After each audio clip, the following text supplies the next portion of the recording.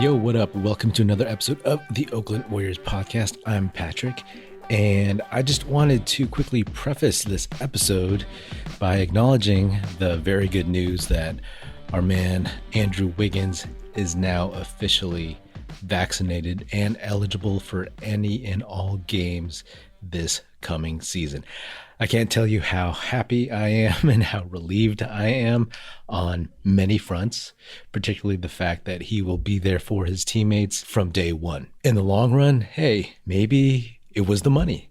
Maybe the idea that he was going to lose out on probably more than half of his contract was the tipping point. Maybe he's just a big procrastinator. Maybe it was internal pressure, but we'll never know. And to be honest, I really don't care. It really doesn't matter to me. I don't care who changed his mind, why, whatever. I'm just glad that he's going to be able to suit up for all the home games this year. We just want him to be on the court, being that two-way Wiggs we grew to really, really appreciate last season because he is a hugely critical piece of this team. That being said, just wanted to let you know that this episode was actually recorded before that news was announced, but I wanted to still put it out there. We did discuss Andrew Wiggins.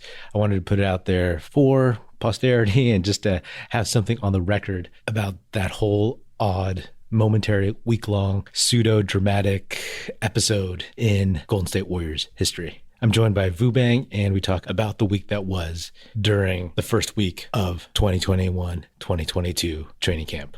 All right, enjoy. Yo, what up? Welcome to another episode of the Oakland Warriors podcast. I'm Patrick, and I am here in our very first training camp podcast episode with Vubang. What's up, Vubang? What's up? Happy Media Day. Or week. Quite eventful, man. I'm glad it's here, man. Like, this is officially this season, right? It's always been about, we've been calling it next season, but now it's like this season. And this season has already started off weird. Thankfully, it's not just the Warriors, it's other teams across the league. But the big elephant in the room is obviously Andrew Wiggins. And, you know, I just want to get to brass tacks, like a basic question. Do you think the Warriors should get rid of Andrew Wiggins? The answer is no, but I also want to back up and sort of talk about how doesn't really feel like a new season. This feels like an extended third part of a 3-part season, like the COVID seasons. It started in the bubble. We started having all these acid flashbacks, and somehow the Lakers won the championship. And then I don't think anybody remembers who won last year. I guess it's Milwaukee. And then this year, right? So I feel like 10 years from now, we're going to say, oh, hey, do you remember that one time where the Lakers and then the Bucks and then Team X won the championship? It might not be an asterisk, but it's going to be a highlight in the record books where they talk about it. You know, it's also weird, man. It's like James Wiseman is in his second year, but he hasn't even been with the team for a full calendar year, you know, officially. He got drafted in November 20th or something, right? And if this were a regular type season, he would be with the team for about a year and a half or something almost, from draft day to like the following season. So, oh my God, my mind is blown. That was last November. Yeah. And when the day Klay got hurt with the Achilles, of course. And also, like, not only has he been with the team for so short, he's barely played. Yeah, but now he's a vet. He is. He's like the old guy now. But yeah, what do you think about your boy two-way Wiggs, who Jose called cleverly no way Wiggs? I was gonna say that's a pretty easy nickname to come up with. I'm gonna say no way because I mean we've been listening to let's trade Ben Simmons. I guess I'm gonna ask you, if you have stock, do you trade at the lowest point possible? Because right now, I mean, God bless clutch points. I love clutch points. I never click on that shit, but they're saying that the 3 players that we could trade for right now are Ben Simmons, Joe Ingles, and Obi Toppin. So I'm going to ask you right now, do you want to trade? Well, then I will ask you. Do you want 41 games of Andrew Wiggins? Probably actually fewer than 41 games because of New York. So 39 I think what we games. could do is do a 3-way trade where we get Bradley Beal, somebody gets Ben Simmons, and then somebody else gets Andrew Wiggins. But then How we about get that? Bradley Beal for 39 games, right? But yeah, that's fine though. Everything will be fine next year. I guess what I'm saying is it's worth it to do 41 games of Brad Beal for 1 year versus 82 games worth of Andrew Wiggins. I don't know, man. It's hard to process because when Wiggins talked about not getting vaxxed or doing his research, whatever, last season, I thought about it actually during the off season. I was like, oh, he's got to be vaxxed by now, like they probably resolved that, and I just find it ridiculous that it became known like 3 days before media day that he hadn't. What I really want to talk about is the impact of this, which is going to be hilarious, right? So we know everybody knows the rules, right? Depending on whether or not the league issues the fine or whatever it is that they're going to do, this affects the salary cap. This affects his paycheck. And I know you mentioned this, but like we've never seen him this angry before or show any emotion. So I kind of like it. So maybe like we should just stab him with a needle like before every game or something. But he's showing a lot of emotion. Like, don't worry about the money. It's mine. It's my money. It's not your problem. I mean, it's awesome. I love the way he's talking, but just not about vaccines. Yeah, he was very KD-esque in his opening media day presser. It was kind of stunning, actually. And he's such a soft-spoken guy.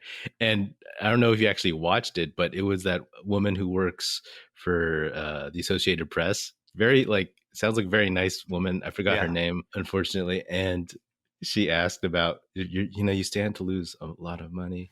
And he's like, that's my problem, not yours. And she's like, oh, okay. I was like, it's a reasonable question. I mean, do we honestly think he's going to lose that money? Who knows? I mean, as long as this goes, it might just make it very, very awkward.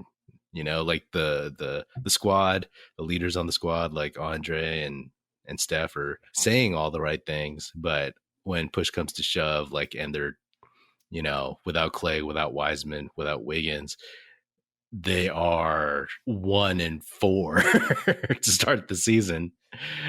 How's that going to look? Steph is angry. Yeah. I mean, it's very clear. He gets agitated and he sort of nods his head a lot and keeps his mouth closed and has this look on his face, like he puckers his cheek. You can just tell when he's angry.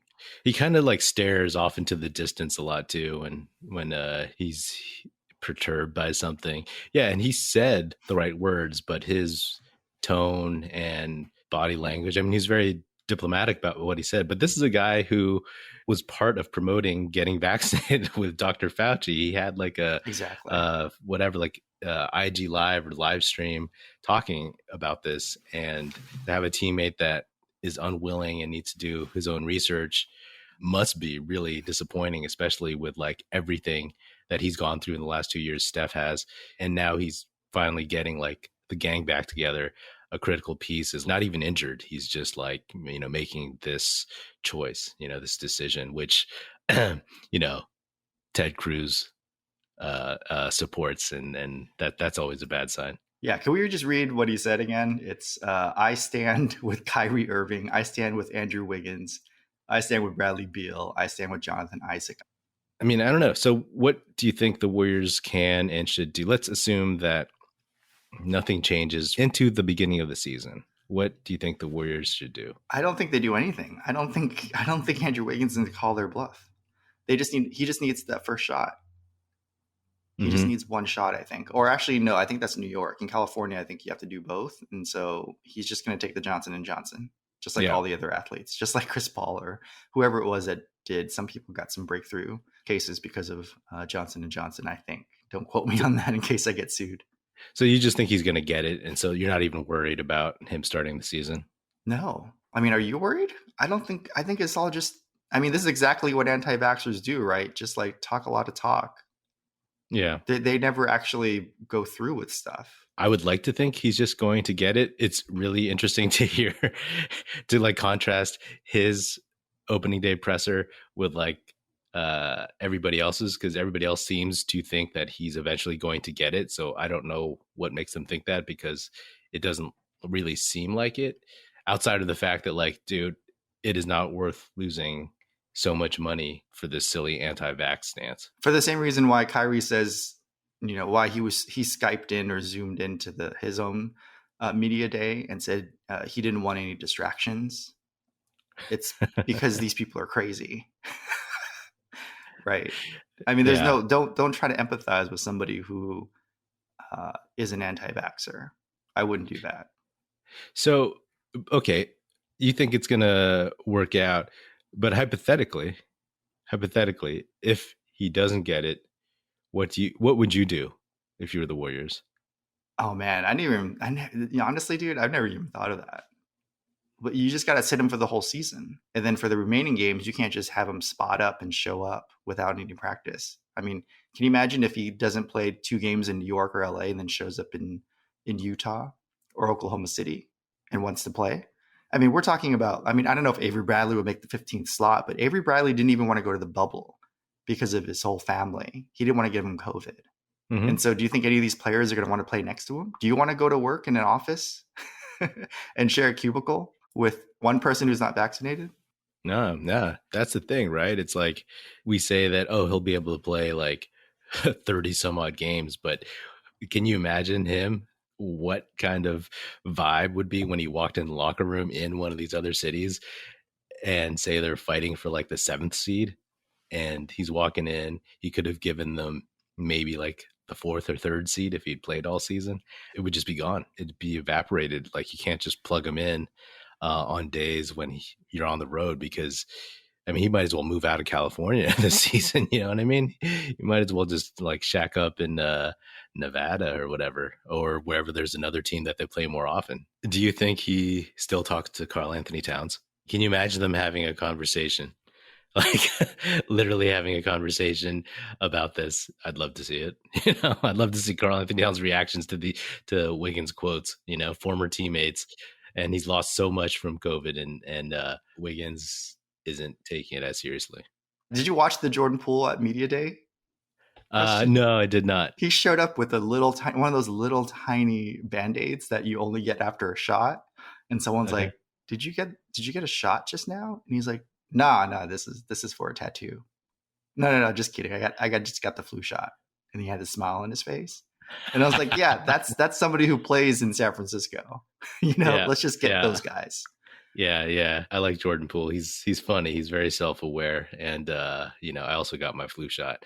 And he also said he missed all the reporters. He's like, it's so nice to see you all. I missed you. Oh, yeah, I'm sure. Right. Like, because now, like, people think the world of him. Right. And now they ask him good questions and he's actually playing well. And he gets to interact with all these folks. Was it last year when James Wiseman was on a Zoom with reporters early on? He said, all right, love you guys. He said something really, really, really polite. And then Klay's interview was all about social justice movement, Black Lives Matter. And then Marcus Thompson was just asking everybody about how Klay is woke now. And he talked about his privilege and growing up. And we know what type of Warrior players who the Warrior players are. They're playing in downtown San Francisco. And what I found fascinating was like watching those clips of Klay. You remember how like he wasn't much of a talker? I mean, he is actually a really good talker. His thoughts and ideas were really clear. And it's not easy for someone in his position with his privilege and his upbringing to really put that out there in the moment, right? Like I always assumed Klay was somebody that was like, all right, I'm going to talk about something and then I'm going to lose my train of thought or something, right? Like that's how he always seems to be. So, like injuries, I'm sure have been tough for him, and a lot of self-reflection, a lot of thought, and a lot of like awareness of other things off the court. I think he's become like a very, very, very, he was always like a good, fun seeming dude, but he seems like, kids growing up before our eyes.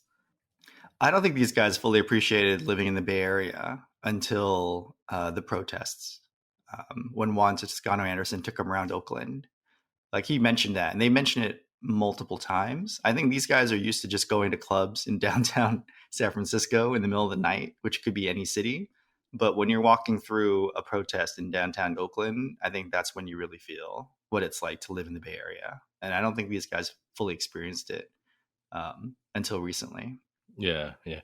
Like even Steph had a protest in like Los Altos Hills or somewhere downtown Los Altos Hills or some like San Mateo city, rich suburb. At like a baguette shop or something. Oh, no, just kidding. Yeah. Hockey is back, and DraftKings Sportsbook has an unbelievable offer to celebrate the greatest sport on ice. New customers can bet just $1 on any hockey game and win $100 in free bets if either team scores a goal.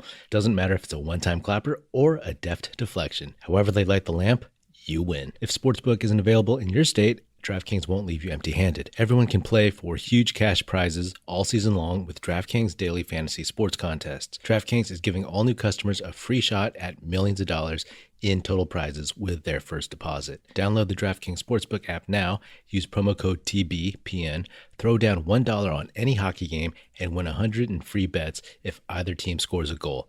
This week, one puck in the net nets you a big win with promo code TBPN at DraftKings Sportsbook. Must be 21 or older, New Jersey, Indiana, or Pennsylvania only, new customers only. Minimum $5 deposit and $1 wager required. One per customer. Restrictions apply. See DraftKings.com/sportsbook for details. Gambling problem? Call 1-800-GAMBLER.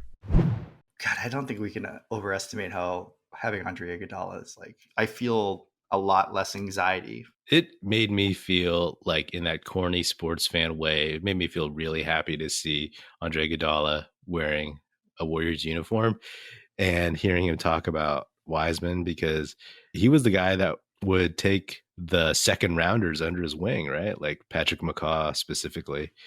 And now he actually has very, very talented first round lottery picks to kind of shed some of his wisdom and experience on, because he was a first round high flying lottery pick who had a lot of pressure and a lot of expectations playing behind Iverson and trying to replace Iverson eventually. Yeah, they were mentioning it. Like, this is the first time they've had lottery picks to play with. And so, we've said this for a while, if all of the late first round and early second round picks that Bob Myers gets onto the team will outperform, I mean, how could we not say that would translate to lottery picks, especially with Andre Iguodala back? I didn't realize how much I missed him until I saw him. Like, it's not that like I feel better that he's here. I just feel relieved, which is way better. Klay Thompson hasn't played a basketball game since the last time Andre Iguodala suited up for the Warriors. So do you think he's noticed? Do you think he noticed that Andre Iguodala was gone? I mean, he's probably just been texting him the whole time. I'm sure they've all been talking nonstop, just based on Andre Iguodala making comments all the time from afar. Yeah, I think it'll be good. I think it'll be good for Moody, Kuminga, Wiseman, Poole, all those dudes. They'll definitely learn a lot. Man, the Warriors got a lot of young guys who could be really, really good. I mean, we talked about it on this podcast all summer long, but when you actually think about it, right? We talked about Kuminga, we talked about Moody nonstop. And if this were any other lottery team, the focus would be on them, right? Like, oh, let's see, when LaMelo Ball showed up in Charlotte, right? Like, everything is about him. Cade Cunningham in Detroit. But now it's like, oh yeah, I forgot these guys. When's their media session? You know what I mean? The Warriors have a chance to be really deep, and in the future, who knows? Maybe it's like you look at this team and wow, I can't believe they have these 3-4 dudes, old heads, going out, and then they had these 3-4 dudes coming in at this point in time on the same team. Let me ask you something. So, I mean, football is totally different because the way that players start. But in basketball, traditionally, don't you think that when you come in as a lottery pick to a team that has championship aspirations, if you're actually good, you're gonna hit the ground running, right? Like Tim Duncan and Magic Johnson are the best examples for this. Not hitting the ground running and failing completely. The worst example is Darko Milicic, right? So coming onto the Pistons. Yeah. I can't think in my head everything in between, but I mean, have you heard of a case where a player who is a lottery pick gets drafted onto a team that's really good, doesn't do well, and then moves on to a crappy team and does well because he needed the minutes? Because I think it's always better to play with the best players. I think it's better to play with the best players. I can't think of anyone off the top of my head, but I think it's better to play with the best players, especially if you're 18, 19 years old and you can slowly but surely start to learn your way. And also, Kuminga and Moody are in a good position because they have Poole and Wiseman ahead of them, right? Dudes who are their age who know a little bit more and can take some of the pressure off by being like the slightly older, younger dudes who need to contribute. And the difference between these old dudes and the other ones is they're not going to complain if the young guys are taking minutes, especially in the regular season.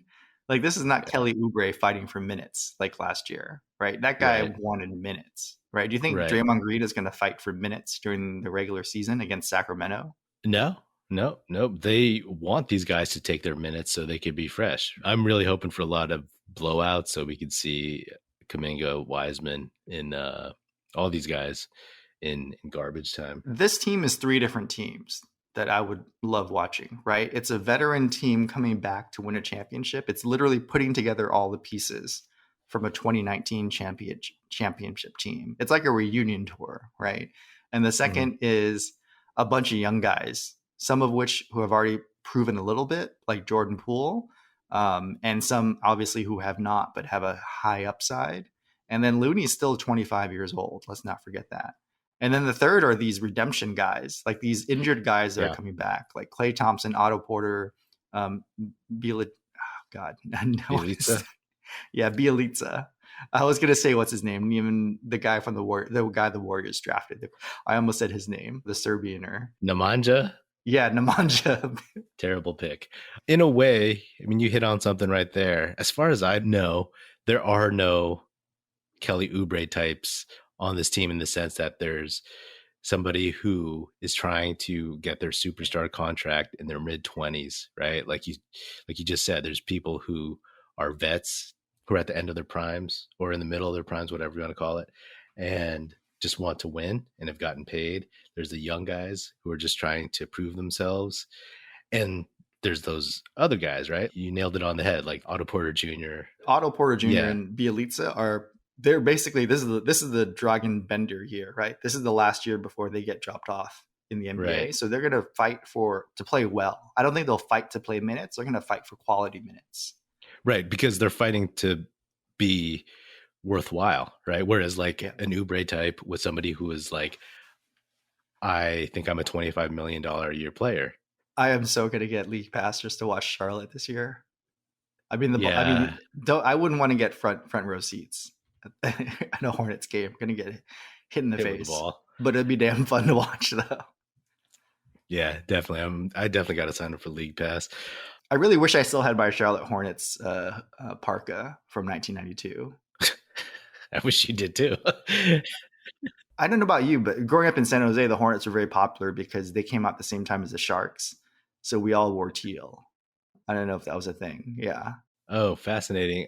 Yeah, I'm not a hockey guy, but for me, I was a Charlotte fan because I was a big Georgetown and UNLV fan. So when they had both Larry Johnson and Alonzo Mourning, they were one of my favorite teams. Yeah, I'm a NBA Jam championship guy versus actual championships too. So yeah, the Hornets and the Sonics and the Warriors are my favorite era teams from that time. All right, well, that is another episode of the Oakland Warriors podcast. Be sure to subscribe wherever you get your podcasts. Feel free to hit me up on Twitter at Patrick Epino, E-P-I-N-O, or at Oakland Warriors. Check us out at oaklandwarriors.com, and be sure to tell your fellow Warrior fan friends to tune in and listen. The Oakland Warriors podcast is produced by National Film Society and is a part of the Basketball Podcast Network. That's it. Music in this episode provided by Paper Sun. Special thanks to Paul Amardo for production support. See you next time, and go Dubs.